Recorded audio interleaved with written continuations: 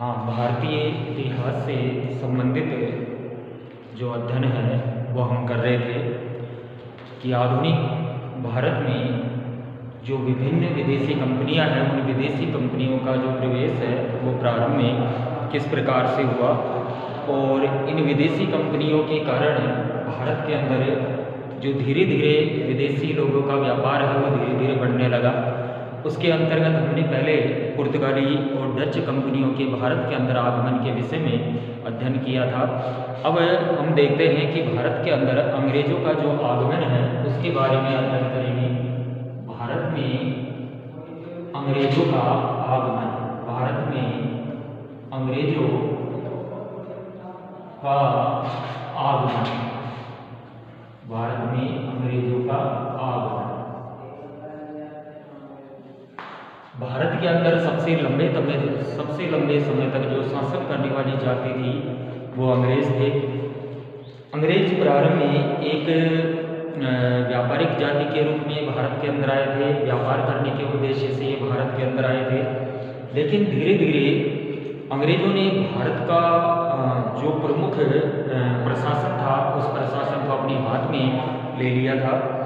हम देखते हैं कि अंग्रेजों का जो भारत के अंदर विकास है वो किस प्रकार से हुआ। सबसे पहले 13 दिसंबर 1600 ईस्वी को सबसे पहले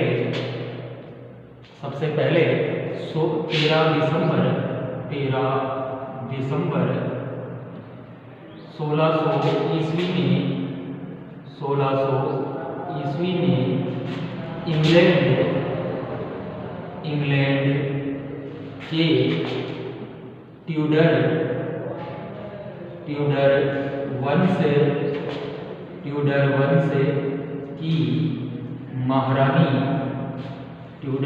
की महारानी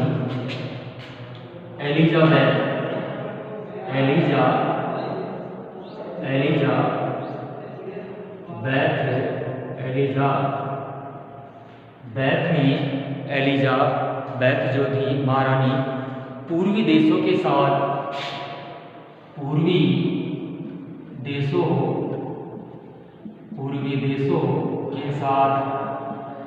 व्यापार करने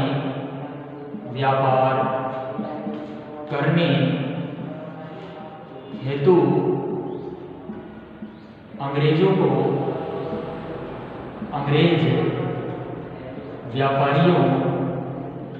अंग्रेज व्यापारियों को आज्ञा पत्र प्रदान किया। सबसे पहले जो ब्रिटेन की महारानी एलिजाबेथ थी, एलिजाबेथ ने पूर्वी देशों के साथ व्यापार करने के लिए जो लंदन के व्यापारी थे, लंदन के व्यापारियों को या वहाँ की जो कंपनी थी उसके गवर्नर को एक अधिकार पत्र प्रदान किया। ये अधिकार पत्र प्रारंभ में मात्र 20 वर्ष के लिए था। ये अधिकार पत्र जो था यह अधिकार पत्र मात्र 20 वर्षों के लिए था,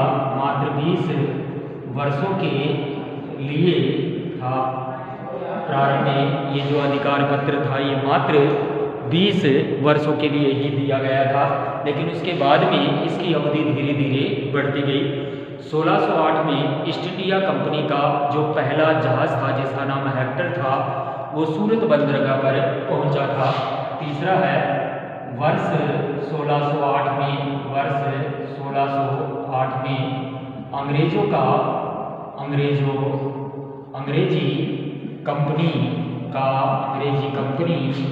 पहला जहाज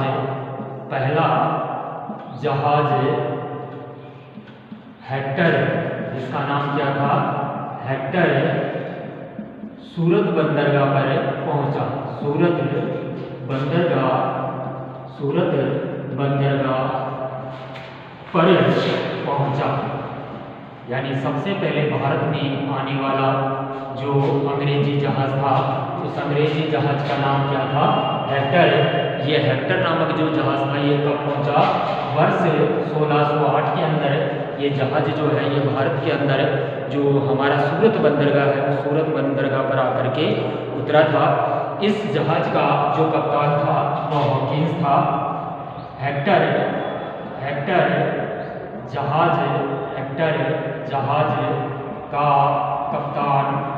जहाज का कप्तान हॉकिंस था। कौन था? हॉकिंस। कैप्टन हॉकिंस जो था ये इस जहाज का कप्तान था, यानी इसके नेतृत्व में हेक्टर नामक जो जहाज था ये हमारे सूरत बंदरगाह पर आकर के उतरा था। हॉकिंस आगरा में मुगल दरबार में जहांगीर से मिला था। आठवां है हॉकिंस जो था आगरा में मुगल सम्राट जहांगीर से मिला था। ये सबसे पहले मुगल सम्राट जहांगीर से कहाँ पर मिला था? आगरा में सबसे पहले ये जहांगीर से मिला था। मुगल दरबार में पुर्तगालियों के प्रभाव के कारण जो व्यापारिक सुविधाएं उनको प्राप्त करने में यह सफल रहा, यानी इसने मुगल दरबार में जहांगीर से व्यापारिक सुविधाएं प्राप्त करने का प्रयास किया था। लेकिन मुगल दरबार में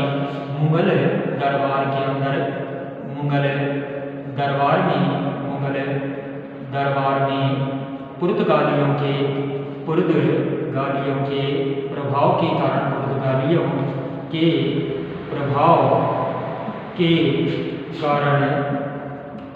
व्यापारिक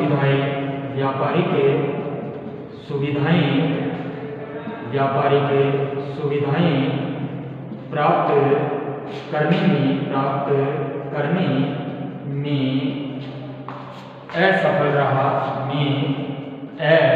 असफल रहा, यानी ये मुगल दरबार के अंदर रह करके उनसे व्यापारिक सुविधाएं प्राप्त करना चाहता था। लेकिन चूंकि मुगल दरबार में उस समय जो पुर्तगाली थे, उन पुर्तगालियों का जो प्रभाव था वो काफ़ी तीव्र था। उन पुर्तगालियों के प्रभाव के कारण ही ये जो है व्यापारिक सुविधाएं प्राप्त नहीं कर पाया था। और बाद में भी जब भी दूसरे कोई अंग्रेज या अन्य कोई जाति आकर के मुगल दरबार में व्यापारिक सुविधाएं प्राप्त करती थी, इनका विरोध करते थे। इसके बाद वर्ष 1912 में पॉल कैनिंग और 1615 के अंदर विलियम एडवर्ड, इसके बाद 1612 में पॉल कैनिंग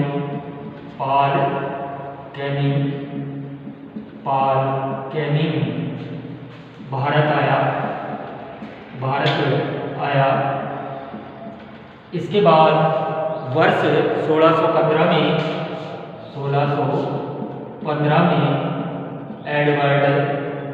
एडवर्ड जो था, विलियम एडवर्ड नाम का एक अंग्रेज था।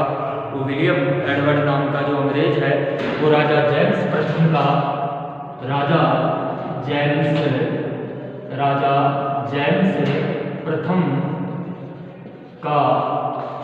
पत्र लेकर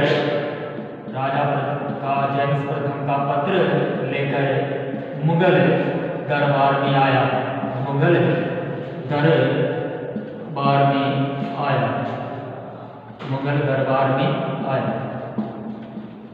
इसके बाद दो अंग्रेज और आए, यानी 1612 में पॉल कैनिंग और 1615 में विलियम एडवर्ड जो था, ये राजा जेम्स प्रथम का पत्र लेकर के, यानी विलियम एडवर्ड और पॉल कैनिंग जो है ये दोनों भारत के अंदर आए और यहाँ करके मुगल दरबार में उपस्थित हुए और उन्होंने यहाँ करके जो मुगल सम्राट था उससे व्यापारिक सुविधाएं प्राप्त करने का प्रयास किया, लेकिन इनको भी यहाँ करके वह सफलता प्राप्त नहीं हो पाई। इसके बाद में अंग्रेजों ने पुर्तगालियों को जो समुद्री बंदरगाह था उससे भगाने का प्रयास किया। इन्होंने, आठवां है, अंग्रेजों ने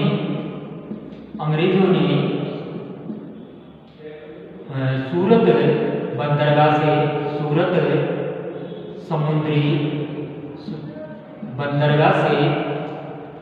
बंदरगाह से पुर्तगालियों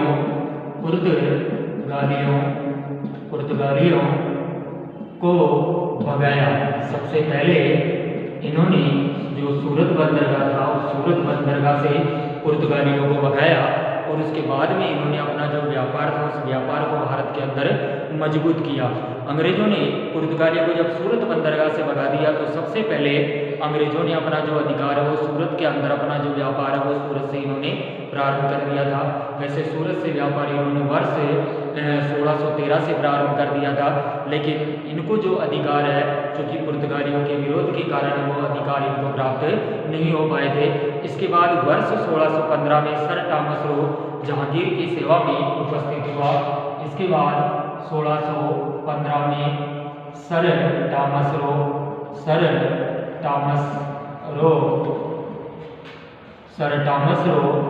मुगल दरबार में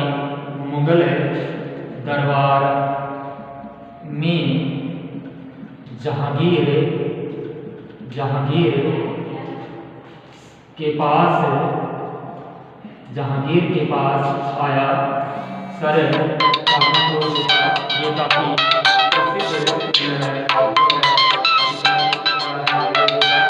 उन्होंने यहाँ के भारत के अंदर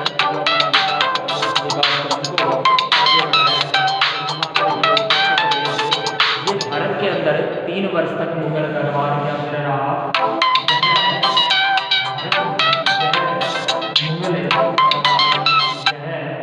मुगल दरबार में 3 वर्ष तक रहा। 3 वर्ष तक रहा। ये मुगल दरबार में 3 वर्ष तक रहा था। यानी सर टॉमस रो जो है ये मुगल दरबार के अंदर 3 वर्ष तक उपस्थित रहा, क्योंकि ये मुगल दरबार के अंदर अपना जो प्रभाव बढ़ाना चाहता था। इसके बाद ईस्ट इंडिया कंपनी के व्यापारी केंद्रों को जो है वो फैक्ट्री कहा जाता था। यानी भारत में जो ईस्ट इंडिया कंपनी थी अंग्रेजों की, इनके जो व्यापारी केंद्र थे इन व्यापारी केंद्रों को फैक्ट्री कहा जाता था। भारत में अंग्रेजों के व्यापारिक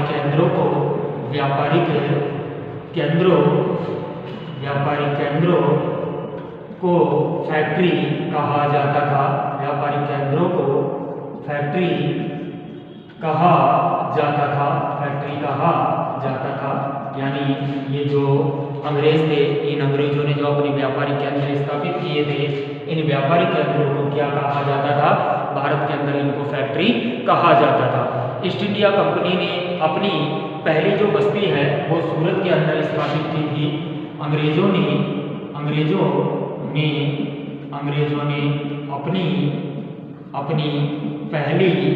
अपनी पहली फैक्ट्री सूरत में स्थापित की थी। यानी अंग्रेजों ने अपनी सबसे पहली फैक्ट्री कहाँ पर स्थापित की थी? सूरत में स्थापित की थी। और सूरत से ही इन्होंने अपना जो व्यापार है वो अपने व्यापार को इन्होंने सूरत से ही प्रारंभ किया था। सूरत में इनका जो व्यापार है वो काफ़ी तीव्र गति से बढ़ा। इसके बाद इन्होंने भारत के अंदर जो अन्य क्षेत्र थे या अन्य केंद्रों पर इन्होंने अपना अधिकार स्थापित कर लिया। जैसे 1631 में इन्होंने मछलीपट्टनम पर, 1640 के अंदर चंद्रगिरी के राजा से इन्होंने मद्रास का क्षेत्र ले लिया और वहाँ पर सेंट जॉर्ज नाम का एक किला था, उस सेंट जॉर्ज नामक किले की स्थापना की। 1631 में इन्होंने 13वां है 1631 में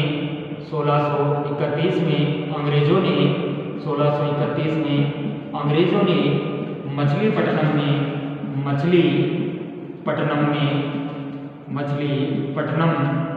में अपनी फैक्ट्री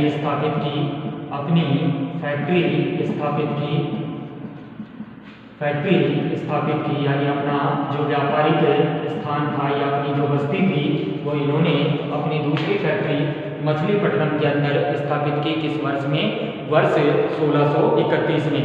इसके बाद 1640 में चंद्रगिरी के राजा से 1640 में चंद्रगिरी के राजा से मद्रास मद्रास क्षेत्र को प्राप्त किया तथा वहाँ पर इन्होंने फोर्ट सेंट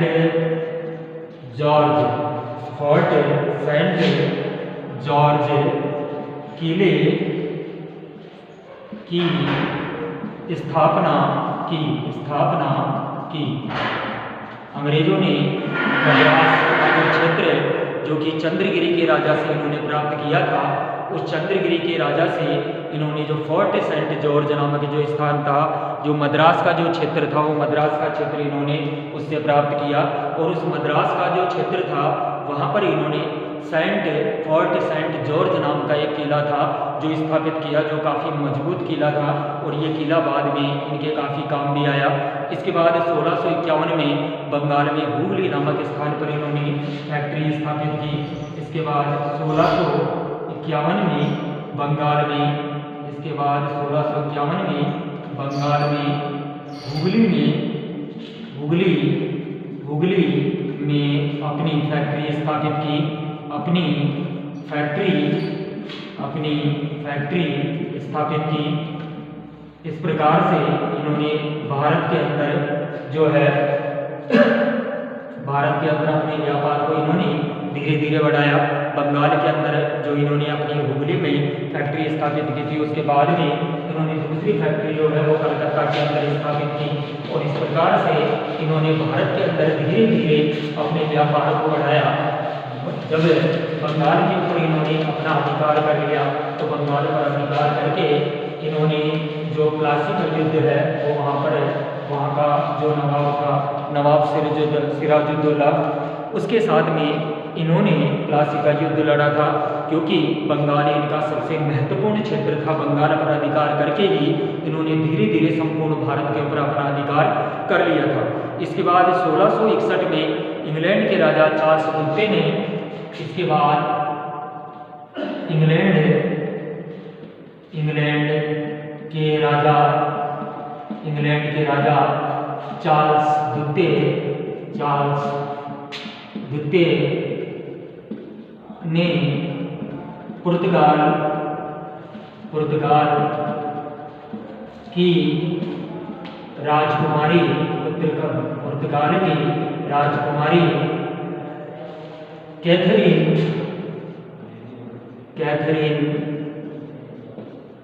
से विवाह किया। वह बम्बई को दहेज में प्राप्त किया। बाद में जो 1661 ईस्वी के अंदर इंग्लैंड के राजा चार्ल्स द्वितीय ने पुर्तगाल की जो राजकुमारी थी कैथरीन के साथ में विवाह किया, और विवाह के फलस्वरूप इसने जो बम्बई था वो दहेज के अंदर प्राप्त किया। बाद में 1661 के अंदर 1661 में चार्ल्स द्वितीय ने बम्बई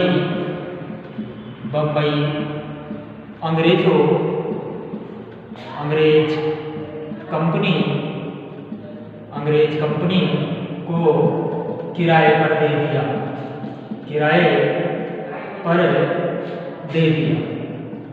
इसके बाद जो चार्ल्स द्वितीय था, इस चार्ल्स द्वितीय ने जो बम्बई था, ये बम्बई अंग्रेज कंपनी को किराए पर दे दिया था, और किराए पर देकर के उसने काफ़ी मुनाफा इससे कमाया। इसके बाद 1652 में बंगाल के सूबेदार शाह शुजा ने अंग्रेजों को एक निशान प्रदान किया। इसके बाद 1652 में बंगाल के सूबेदार शहजादा, उस समय शहजादा शुजा जो था ये बंगाल का सूबेदार था। और शहजादा शुजा ने अंग्रेजों को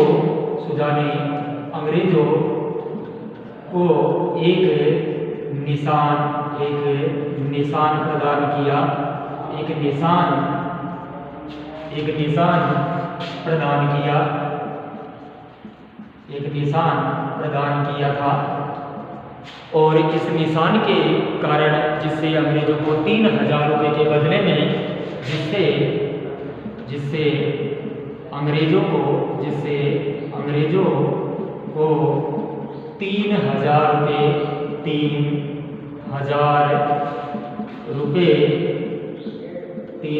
रुपये कर के बदले 3000 रुपये के कर के बदले में 3000 रुपये कर के बदले में जो सब तरह की चुंगियाँ थी उससे मुक्त कर दिया। 3000 रुपये के बदले सभी प्रकार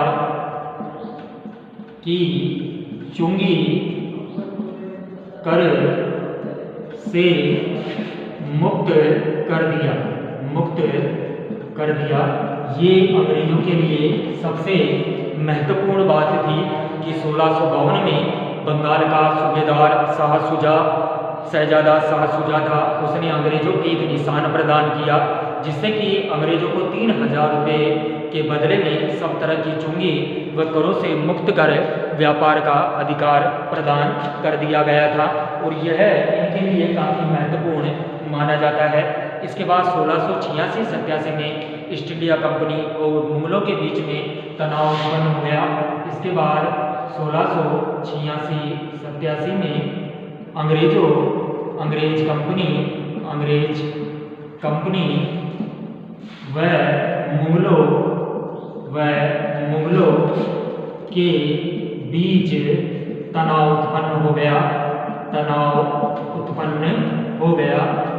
यहीं से उत्पन्न हो गया था और यहीं से जो संघर्ष है अंग्रेजों और मुगलों के बीच में वो प्रारंभ हो गया, क्योंकि मुगल इस बात को समझ गए थे कि अंग्रेज जो है वो अपने स्वार्थों के लिए भारत के अंदर व्यापार करना चाहते हैं और धीरे धीरे ये जो अंग्रेज हैं ये भारत की राजनीति के अंदर हस्तक्षेप कर रहे हैं। मुगल सम्राट औरंगजेब और कंपनी के बीच में झड़प हुई, लेकिन अंग्रेजों ने औरंगजेब से क्षमा मांग ली थी उस समय। उसके बाद 17वीं शताब्दी के अंदर बम्बई, कलकत्ता, मद्रास अंग्रेजों के प्रमुख व्यापारी केंद्र हो गए थे। 17वीं शताब्दी के अंदर पांचवा है 17वीं शताब्दी में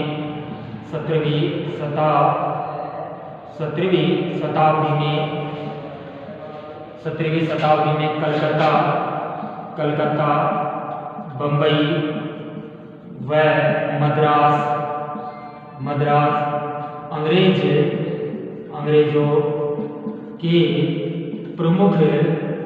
अंग्रेजों के प्रमुख व्यापारिक केंद्र बन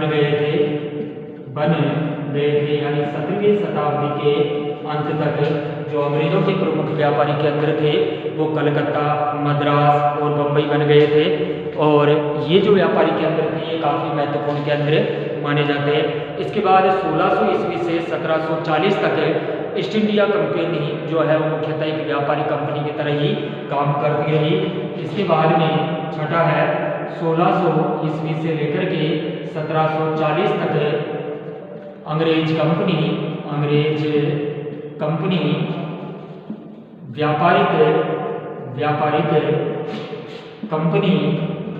व्यापारिक कंपनी के रूप में ही काम करती रही।